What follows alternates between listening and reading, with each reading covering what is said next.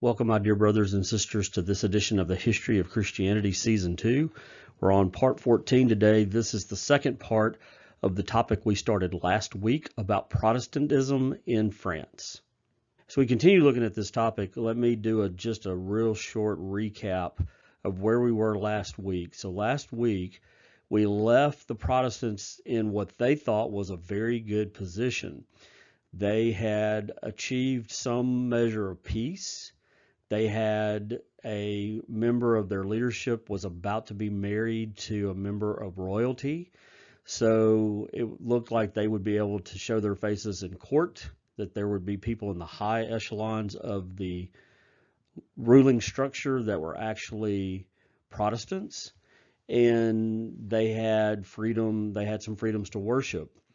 But unfortunately for them, there was still this family from the House of Guise that was dead set on putting a stop to Protestantism, and it wasn't even necessarily for religious reasons, although that would have been, they wouldn't have agreed religiously, but it really had to do more with matters of politics and power, even to the point that the person in the government that was on their side the most is actually become a conspirator against them. And there was a hit put out on the admiral for the Protestant army. His name was Coligny, and he was shot at and was hit. He lost a finger. His left arm was wounded, and he's recovering from that. And the Protestants have demanded that the king do an investigation and find out what happened. Well, during the investigation, he found out the House of Guise were definitely involved in the assassination attempt, and that probably his own mother was involved as well, because a horse from her stable was used by the assassin to get away from the crime scene. They're not looking good. The Protestants think they're in good shape, but we know from this study of history, and probably any study of history you've ever done, that the tables will turn on a dime. The winds blow in different directions. Just when you think you have things figured out, just when you think you know what's coming, all of a sudden it all changes. So we're going to look at that today. What happens next for the Protestants? And that brings us to the topic of the massacre of St. Bartholomew's Day. The Protestants are in town because of the wedding that's coming up, that Henry Bourbon is marrying a member of the royal family, and they're in town to celebrate this. So it's a great time if you want to try to take them out to do it. And while they're at what they think is a celebration of just how far they've come, it's about to turn into a massacre. So let's jump into this and see what happens. After being accused by the Protestants of an assassination attempt, the conspirators took drastic measures. Catherine convinced Charles that there was a plot led by Coligny to take the throne from him. So Catherine is the mother of Charles. Charles was young, and she was the regent for him, so she ruled in his place. Now he is old enough to rule, but he's still pretty young. And this is Catherine de' Medici. She has political aspirations of her own. Now, she had been in support of the Protestants, but what happened was she started to see this guy, this Admiral Coligny, was getting into the ear of the king and getting a lot of influence with the king. Well, she was against the House of Guise because they had one of the kind of the same thing happened. They were able to get in with the kings before Charles, and she didn't like that. She wants to be in charge. She wants to kind of be the power behind the throne and ruling. So it doesn't do her any good if she has gone out against one side that at one time had power, but then the side that she's on is now gaining more power even than maybe she would have. So now she's switched. She's not for the Protestants anymore. She wants to get this Admiral Coligny, and then that makes the old statement, the old saying, the enemy of my enemy is my friend. Well, now her enemy, the House of Guise, has become her friend because they both want to take out Coligny. So they have joined forces. They've conspired to have him killed. And in the investigation about it, Charles discovers that they are both involved, that Catherine's involved and that members of the House of Guise are involved. So are these conspirators going to just sit back and take it? Well, no, they're not. So things aren't looking good for them, but the tables are about to turn. The king believed the story, and so the stage was set for the massacre of the Protestants. So Catherine came to Charles. She has a lot of influence on him. He's probably not feeling real great about the fact that his mother is one of the people that is part of this conspiracy, and he would have to do something about her. So she comes and says, "Oh, no, no, no, no, no, wait a minute. We were trying to protect you. You see, these Protestants, they are buddying up to you, but they really want to get the throne from you. They're trying to set up one of their own to take the over." And obviously Charles didn't like that. So he says, "Oh, well, then I'm going to be on your side. Let's go get these Protestants." So the conspirators are feeling happy now. They've got the king on their side. They've got a plot in place, and they're going to have all the resources they need to execute it. August 24th, 1572 was St. Bartholomew's Day. With the approval of both Charles IX, the king, and his mother Catherine de' Medici, the Duke of Guise met with those keeping order in Paris. So behind the scenes, the very upper echelons of power, the king himself and his mother, who's the power behind the throne, have conspired with the Duke of Guise. The Duke of Guise then goes to those who were to be the ones keeping order in Paris, and he's going to get them on his side, which is going to be devastating for the Protestants. He gave them detailed instructions, including which dwellings would be attacked and who the victims were to be. So he's gone to them and said, "All right, boys, there's going to be an attack, and I know you're the ones who are set to keep the peace. Well, there's not going to be peace. We need you to help with this. So you need to understand, here are the places. These are the dwelling places that are going to be attacked. These are the individuals who are going to be the victims, and you need to be ready to go." So he has got them on his side. He's got the king on his side. He's got the king's mama on his side. The House of Guise is on his side, and the poor little Protestants are about to be not in really all that great a shape. The Duke took personal charge of the death of Coligny. Now, this House of Guise, the reason that they were so much wanting to get Coligny is because they thought that he had their top leader killed, and this is kind of a revenge thing for them. So they want to get him for killing a member of their party, and for most of them a family member. So they're really, all of this from both sides is just to get this one guy. But they tried to do that. They tried to just assassinate him, and it didn't work. So now they resorted to, we've got to cover our tracks, and in order to do so, it's not going to be any longer than we just get Coligny, although that was their main objective. But we're going to have to get a whole lot more people than that. So what should have been, or what was intended to be merely an assassination was, I mean, it's easy for me to say, I wasn't the one that had the bullseye on my back. But going after one person is now turned into, is going to be a lot. Coligny was attacked in his bedchamber. He's recovering from the original injuries. He got a finger shot off. His left arm was wounded. So he's in recovery. This is a guy who's not capable of fighting. I mean, this is a cowardly act through and through.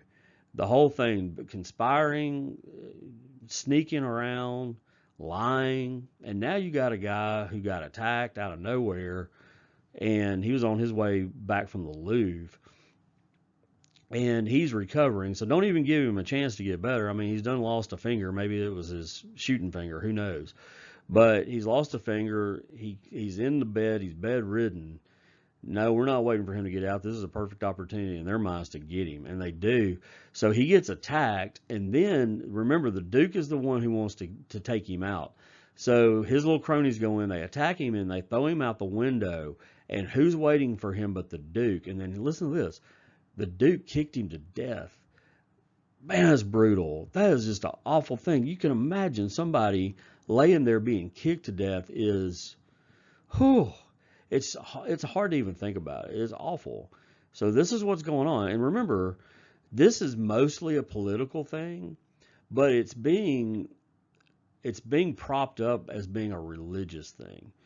It's Catholics versus Protestants, when it's really two political families, political parties that are fighting each other or working together to fight somebody else who they think they both would benefit from having taken out. So all in the name of Jesus Christ, we have this nonsense. It's crazy. And it goes on for years. You think back in history, how many years was there killings, burning at the stake, murders, armies attacked, invasions of foreign lands, in the name of Jesus, who is the one who said, "Blessed are the peacemakers."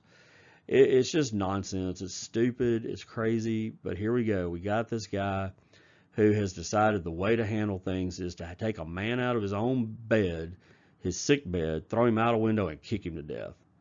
And there we go. So this is what's going on at this time in France.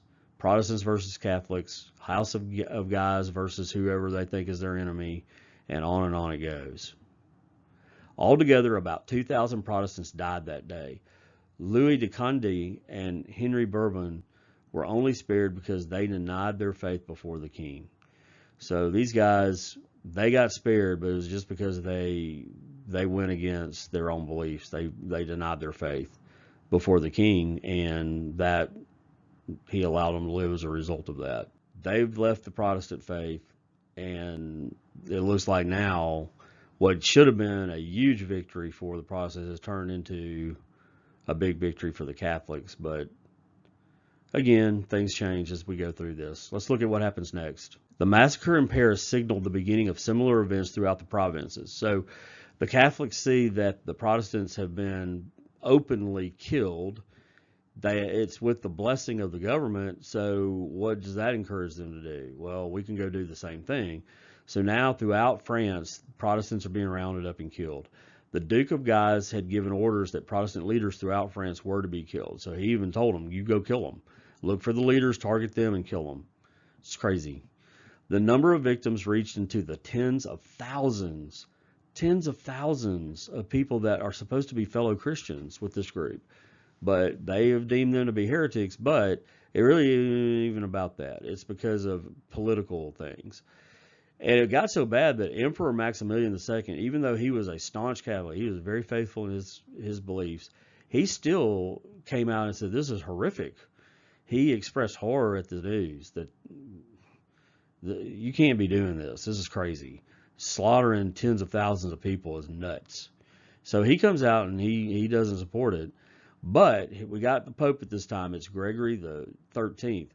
While declaring that he deplored the bloodshed, so he said, well, I don't really like all this killing, but he doesn't really have any conviction behind that because he orders that a hymn of thanksgiving be sung in celebration. So I don't think you can go out and simultaneously say, I'm not for this killing, but let's have a party. Let's celebrate because our side is won and their side is lost, and we're going to get on down. So, Pope Gregory, get real. What in the world are you talking about? You deplore the bloodshed, but let's sing a hymn of thanksgiving. Just a despicable guy. One more in a long line of them, and they're in charge of the church. Just sickening. Spanish King Philip II smiled in public when he heard the news. He too ordered that a hymn of thanksgiving be sung in celebration. These are some sorry people. You think about through the years, it's a wonder that Christianity survived, because some of the sorriest people to ever tread foot on this planet have stood as being these religious leaders. And here they are, the head of probably the biggest Catholic nation of Spain, and the head of the whole church, the Catholic Church, and the Pope, the King of Spain, coming together to sing and party it up because a bunch of people got killed. That is sorry. I mean, I hate to keep going on about it, but it sickens me to look back at some of this stuff. And praise be to God that this changed. I can't judge a man's faith, but I don't see these people as being true Christians. I don't see how you could be going around slaughtering people and partying it up because they're dead. I don't see it. I don't think we'll be running into them in heaven. I can tell you that much. Of course, I could be wrong about that. So God's grace is great. And maybe at some point they repented. I hope so. Let's move on as we go through this. So this brings us to an interesting event that took place after that, and that is the War of the Three Henrys. So we're going to be three Henrys at war. In spite of the many casualties, Protestantism was not stamped out. So once again, you can shed blood, you can kill, you can maim, you can wound, but you can't stop it. The more you fight it, the greater it's going to become, and it happened once again. The Protestants made themselves strong in La Rochelle and Montauban, cities that had been granted them in a previous peace treaty. So they had a couple little territories they were able to retreat to, and they did, and they kind of licked their wounds, and gathered their numbers. And, understand, I've been hard on the ones that slaughter the Protestants, but the Protestants are not innocent in this either. They've been getting armies together and fighting wars and killing people too. So neither side is squeaky clean and pure. They're both just sorry, and don't understand anything about what it is they say they believe. But anyway, let's move on through. They declared themselves ready to fight, and many Catholics, weary of the wars, offered their support. So some of the Catholics in the country are getting sick of this whole thing. Nothing but wars. We're fighting wars that don't serve any purpose because nobody's winning. The Protestants do not have the strength of numbers to win, and the Catholics cannot beat the Protestants. No matter what they do, they never can totally defeat them. So what's the point of having the wars? And so there's actually Catholics that are out saying, okay, we're going to help these guys out because this is nonsense. This has got to stop. And you do have some sanity come along here. Finally, thank goodness. Some people just say enough is enough. We can put these differences behind us and move on. It was obvious Charles IX was unable to rule. He wasn't interested in ruling. He couldn't handle it. And the country lived in near chaos until his death in 1574. So a very bad ruler. There needs to be somebody stronger come along. The crown passed to Henry III, one of the authors of the massacre. So it did pass on. It came to somebody else, but this guy, he was one of the ones who was in on this massacre. So he's a sorry dude too. When Henry decided it was to his advantage, he made peace with the Protestant rebels, granting them freedom of worship except in Paris. So we see another one of the rulers now who's following this pattern that we've seen before, that if it's political expedient, then I will be with what I truly believe in the Catholics and I'll persecute the Protestants. But if it would help me out to make peace with them at times, then I'll do that too. And he did, and it benefited the Protestants, but it didn't totally benefit them. But the more hostile Catholics, led by the Duke of Guise, declared war on the French Protestants. So they see Henry softening up on the Protestants, and they say, no, no, no. We're not going to go back to this again. It's time to go attack. So they decide that they need to go fight the Protestants once again. So here's another war. Eventually, Henry III joined them, and thus was started another war of religion. So Henry III, who was on the Protestant side, decides, well, it's more to my advantage now. This House of Guise is against them, and they're powerful, so let me jump in with them, and totally betrays the people that he had supposedly was going to help. So there you go, once again.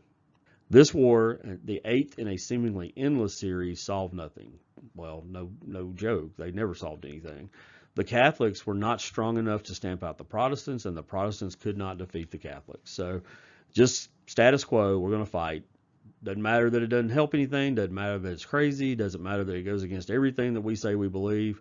We're going to fight anyway. And they did. Then events took an unexpected turn. It was discovered that the legal succession to the throne belonged to Henry Bourbon. So here's this guy in the House of Bourbon, and he is the legitimate heir to the throne. He's in the line of succession. So this is good news for the Protestants. However, do you think the Catholics are going to just take this and say, oh, okay, that's fine? Nope. Henry had escaped imprisonment in 1576, and he redeclared that he was a Protestant. So when he made his declaration, I'm not a Protestant, I'm staunchly Catholic, I'm back with them. As soon as he got out of there, he turned right back to being a Protestant. So he never really changed his beliefs. He was just trying to save his own skin, which is easy for us to judge that, but not everybody's strong enough to just say, I'm going to die. And he didn't. So he comes back and says, you know what? Forget all that stuff I said. I'm back. I'm a Protestant again. This meant that the legal heir to the crown was a Protestant. Well, that doesn't sit well. This the Catholic party would not tolerate. They put forward Henry of Guise as the rightful heir. So you got three Henrys now. You got Henry III, who's the king. You've got Henry Bourbon, who is in the line of succession and should be the legitimate successor should Henry III, something happen to him. And then now you got the Catholics that say, well, we got to put our hat in the ring because we can't have this Protestant. And they put it in Henry of Guise. Well, why in the world would Henry of Guise? They're not in any kind of royal family. Why would he be the rightful heir? Well, they solved that problem. A document was supposedly unearthed showing that the House of Guise were descended from Charlemagne, and that therefore their right to the crown superseded all others. So they come up and said, oh, hang on, wait a minute. We are descendants of Charlemagne. We've got more right to the throne than even the king on it now. Now, do you think this document really existed? Well, it did exist once they wrote it. It wasn't legitimate. It was a complete and total forgery and more scummy, sorry actions by these people, all in the name of their religion, supposedly, but it's really their own power that they want. Oh, we can't have a Protestant on the throne. We're going to get a Catholic. They didn't care about that. They wanted to rule. And they're willing to lie, cheat, and steal to do it. So here we go. Three Henrys all at war, wanting the throne, or at least wanting their rightful place in the line of succession. Thus, three parties resulted, each headed by a different Henry. So you got the three Henrys. The legitimate king, Henry III, was the least worthy and able of the three. He wasn't a great ruler, but he was actually the one who was supposed to be the ruler. The Catholic pretender, Henry of Guise, based his claims on a document that was a forgery, so he's false. He shouldn't even be in the discussion. And then finally, the Protestant leader, Henry of Bourbon, did not claim the throne, just his right to inherit it. So he didn't claim the throne, but he claimed that he was in the line of succession. So he wasn't trying to forcibly take it, even though the Catholics would say that's what he wanted to do. But he did say, it should be mine. I'm in the line of succession. I should have it. The war dragged on until Henry of Guise took Paris and had himself proclaimed king. So he actually did. The guy that was the least legitimate of the three worked his way in there and fought, and he got it. But 2 days before Christmas of 1588, Henry III had Henry of Guise murdered. Well, to say murdered, I don't know if it's really murder when somebody steals your throne and you rightfully should have it back. But regardless of what word you want to use, he had him killed so he could get his throne back. So he did. So continuing on, rather than ending the conflict, the Catholic rebels simply found new leaders and continued fighting. So they weren't willing to give up. They were just going to keep on at it. Soon, the king was forced to flee Paris to the camp of his rival Henry Bourbon. Bourbon took in the king and treated him with respect. So Henry's on the run. He says, I need some help. I can't stay here. And the only place he can go is one of the other Henrys, and he's going to Bourbon. So there he goes. Runs to him with his little tail between his legs, but he's at least got a place to be. But not long after, a fanatical Dominican friar entered the Protestant camp and killed the king.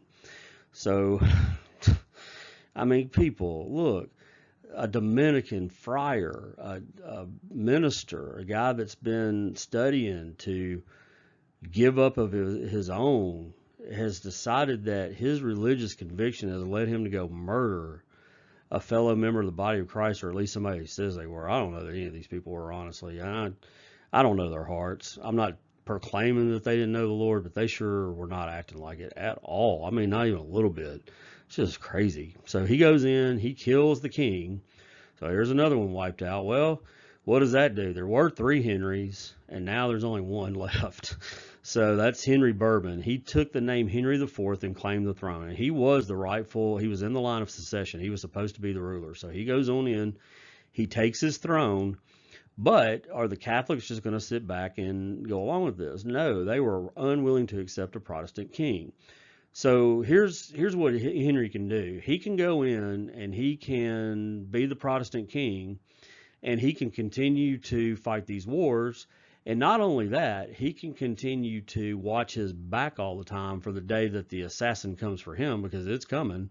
It's obvious. Eventually, somebody would be coming for him, and probably more than once. If he didn't get killed one time, he'd get killed the next time, or the next time, or the next time. And what Henry decides is he both does want to rule, but also not have to live watching his back all the time. So once again, Henry decides the thing to do is to renounce his religious beliefs. So he renounces Protestantism. He comes back again as Catholic in a way of hoping to unify the Catholics, and also from his rule he can help the Protestants, but also get the Catholics on his side. So he does it. Is it a right thing to do? Is it a wrong thing to do? It's not really anything to do with religion. Even his beliefs themselves, does he really believe the Protestant teaching, or was that just a political move of his family? Again, nobody knows a man's heart. It could be both, but these people would change their beliefs on the fly to exercise their political power. And it's just a bad look. It's a bad precedent. It's not a good thing. He does it to try to bring unity, so you can at least say, well, there is some good, at least in theory. But honestly, the only reason he even cares about that is because of his own throne.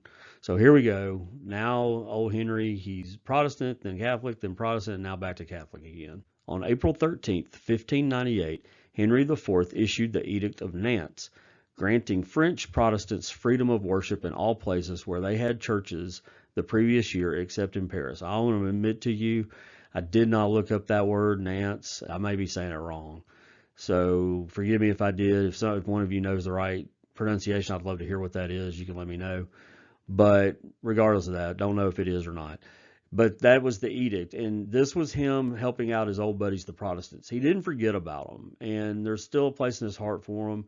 He still wants to help them. So he issues this edict, and it gives them basically what they want. Any place they already had a church, they're free to worship there. You don't have to shut it down. Now you can't go build a bunch more, but you can keep the ones you have, but you can't do it in Paris either. So for whatever reason, they kept Paris as totally Catholic. They never let them come in there. But it was more than they had.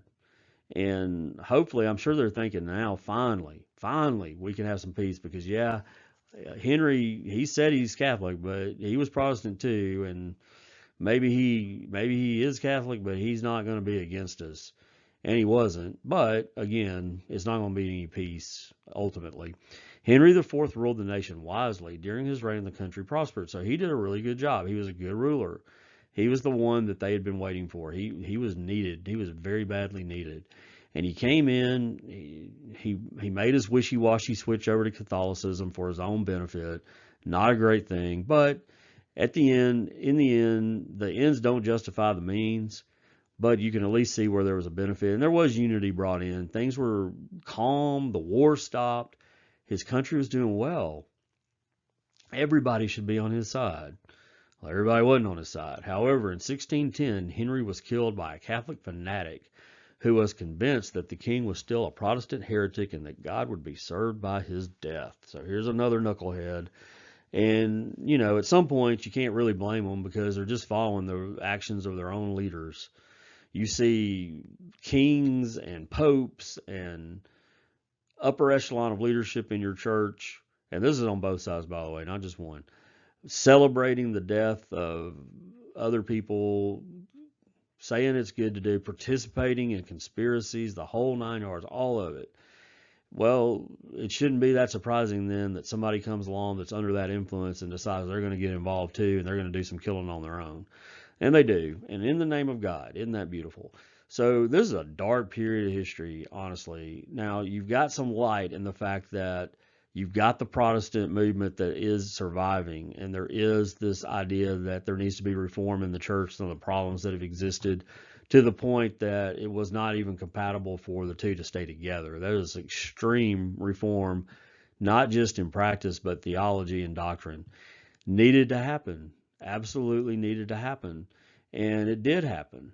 But within that, you have all of this stuff that's been going on for a long time. The reform, not just of the theology, but of the way people go about doing things, that wasn't going so well. There shouldn't be all these political people having this much say in what the church is doing. And there certainly doesn't need to be a bunch of religious people going to war with one another that are supposedly Christians, and then you just throw the word heretic on them so it's okay to kill them. Very, very dark times, and it took a long time to get out of this, and in some places in our world it's still not gone completely. You find places where people are still being killed for their religious beliefs. It's not honoring to God to do that. I don't care what you think about what you might find in the Bible. It doesn't matter. It's not, God has never commanded. You read in the New Testament, what does Jesus say about your enemy? He says that when the enemy strikes you on the cheek, you turn and let him have a shot at the other one. You love your enemy. Anybody can love the people that love them. Love your enemy. The peacemakers are to be blessed. People that are lowly and humble.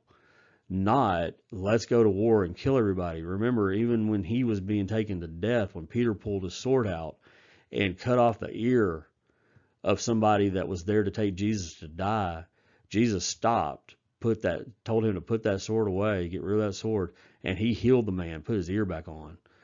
That's our leader. That's the one that we're supposed to be emulating and following. I don't think any of the stuff that's going on with this did that at all.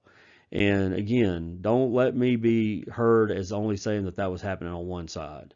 I'm a Protestant, so as far as the theological parts of this, for the most part, I agree with the Protestant position, although not on everything. But as far as the way these people acted and behaved towards one another, I'm not on either side. I'm ashamed to be even named with any of these groups. And it is part of the time in which you live. It's easy for us in hindsight to look back on the day and time that people existed and just really get down on them.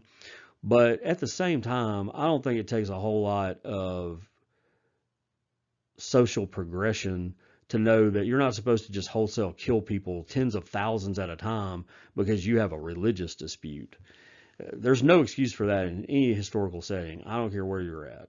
And especially people that have read the book of the God who loves humankind and loved them so much that he gave his life for them, for all human beings who would come and profess faith in him. He has done it not as an act of anyone's good works, but because he just wanted to. He loves people. This is what Martin Luther discovered. And in that, there should have been an end to this stuff. And yet, the very people that are called to follow this God, are the ones that are doing it more than anybody. So, sad but true facts of history. And we're going to continue on. This puts us to the end of looking at the Protestant movement in France. So we're going to stop right there. Thanks for joining me again this week. I'm so glad that you're here each and every week. I hope you're enjoying this broadcast each week. I hope that you are learning. I know a lot of this stuff is very historical stuff heavy because religion and politics were so intertwined at this time. It's hard to break them out. And you do have to know the history of a country to understand the effect it has on the church to an extent. But in some ways, you may be feeling like, I feel like I'm back in school getting a lecture in history class. So I apologize for that. I hope it's interesting to you, and I hope you'll stick with me because we got a lot of twists and turns to go. And even though there's some bad stuff happening now, there are some good times coming. So thanks for taking time with me today. Hope that you have a great rest of your week, and God bless.